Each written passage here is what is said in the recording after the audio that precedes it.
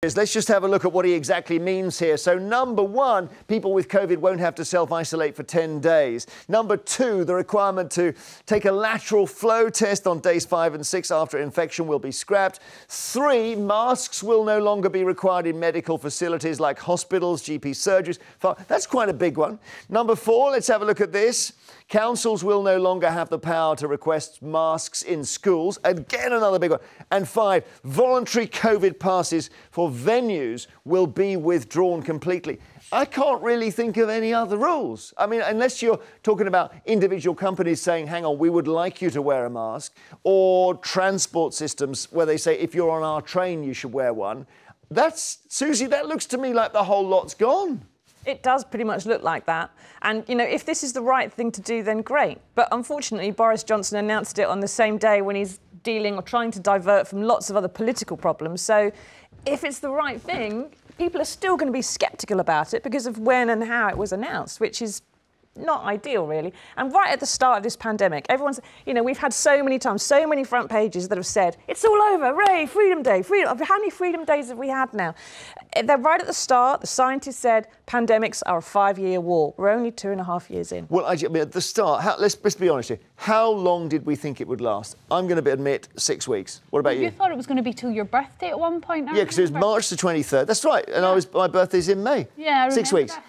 What was your thought? Come on, be honest. Yeah, probably about 6 months. 6 months?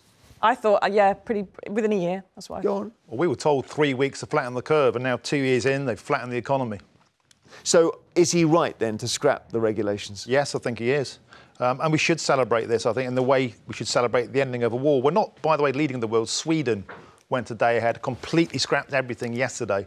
Sweden always had the most enlightened outlook on lockdowns, protect the vulnerable, the neediest, and let the economy try and function as normally as possible. And there's a page in the Daily Mail today which is just devastating about, when we look back, I think, at the true impact of this on the economy and also on the health, it's the biggest self-inflicted act of national self-harm ever for us.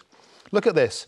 47,000 missed cancer diagnoses, 40 million backlogged dental appointments, 6 million NHS waiting lists, and that's a 400,000 increase since the COVID pandemic began. Do you know, you remind me of the neighbour who said in the middle of, April 2020, I've got terrible toothache and no one will see me. I thought, it sounds like a small thing, but if you've got the toothache, it's really not small. So there's so much, and we won't ever be able to do lockdown again, will we, after what happened in Downing Street? I doubt it, no. And I think part of the reason why I think in Downing Street, they're assuming that when the pandemic is over, that people won't care about the parties anymore. And I think there will still be many people who are bereaved and who will still matter about it. But I'd just say, and all the things that Martin read out there, which are correct, those are things that, we failed and things that were missed and so on, had that alpha variant, which was so much more virulent and which killed so many people, had that been allowed to do whatever it liked without any lockdowns, we would still have that problem. The NHS would still have a huge backlog. So, yeah. Teeth still wouldn't have got checked. Well, yes. So Neil Ferguson, who's been wrong on most things,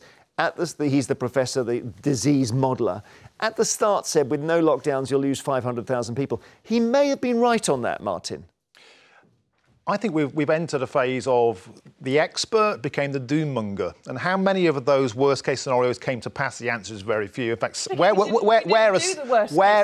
a Sage now, because they got everything wrong. Well, Sage got Omicron wrong. That's true. Yeah, but then again, I suppose they're employed by the virus. I mean, their job is to read the Riot Act, isn't it? Because otherwise they got. Well, I don't think they get a salary being on Sage. Well, they've got. Where else do they go except to issue warnings? They have to warn us, to issue warnings. Right? Lots of the warnings weren't heeded, but because they issued a warning and said, look, if in the worst case scenario it's 500,000, that's if nothing happens. And then because there was a lockdown, and because also public behaviour changed in a way Sage didn't expect. People looked after themselves in a way that was greater than the government instruction at the time. Amazing they didn't expect that. I mean, how could you not expect public behaviour to change in a pandemic? Well, because they judged us by their standards. They thought we'd all be throwing parties, didn't they? And I don't think that all the rules are over yet. And there are two key battlefronts I think we've got to keep a close eye on, and that is compulsory vaccine mandates for NHS and care home staff. That needs to go.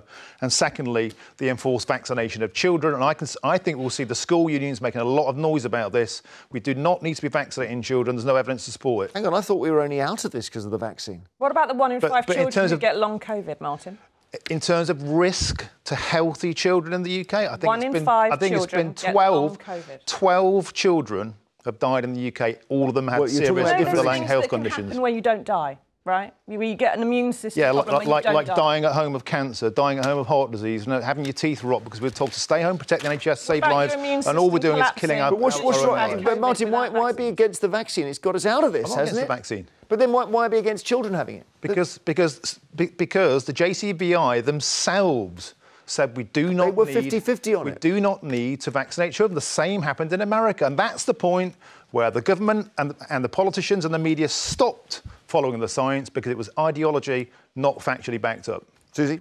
We know that children are a disease vector, that they are transmitting the virus. There were no second spikes when the schools reopened, though. Children have parents and teachers and friends who are immunocompromised for different reasons. Teachers were never at more risk than the general public. And we also know that 1 in 5 children get long COVID. And we also know that having your education destroyed... 1 in 5 sounds by very lockdown. High. Is that 1 in 50 correct? adults, yes, it is. 1 in 5 who get COVID? We also know that if you don't have your education, symptoms for more than 5 weeks qualifies as long COVID. Oh, right. Yeah, but lockdowns and we also know that if you education. don't have your education because of lockdown, they had a huge discussion, Martin, that not going to school, destroying your education. If children aren't able to go to school because they've got long COVID, then their education is being destroyed. Aren't we, Martin, isn't the danger here that we say we lose all the rules and we lose the vaccine stuff and people stop getting the vaccine because they think the pandemic's over, and then it lets rip again?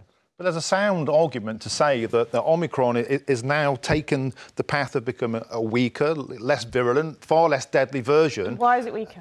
And the point is, now is the time to reopen and get back to normal. If not now, then when? Wouldn't disagree. Omicron is, the reason that people have Omicron now and only have a headache or a bit of a cough is because 3 in 4 people have the vaccine. It's not true. What about South Africa? 20% had the vaccine there. 3 in 4 people have the vaccine. And they've got natural immunity. Omicron is weaker than the first variant, but the first variant was very, very, very, very deadly. It's provably not the vaccine that's done that. If you look at the figures in South Africa. It is the vaccine that's done it, Martin. And if the vaccine wears off, if we get fresh variants that can get around that vaccine, there will still be people dying. And if that one person, if there's maybe one person who's died from COVID, if that one person is a loved one of yours... So we stay at home forever. I've lost loved ones to COVID. I've lost loved ones to COVID, and I want the economy and the country open. It's about whether we ditch the vaccine along with everything else, Martin. That's the interesting thing. I can see that this is going to be the next discussion, isn't it, of actually, OK, we've lost all the rules. Does that mean we don't need the vaccine anymore? Over the next 2 years, we need to keep that vaccine up in order to keep the economy open in the way that Martin and others want, and to have the freedoms we all want back. You've got to keep up with the vaccine.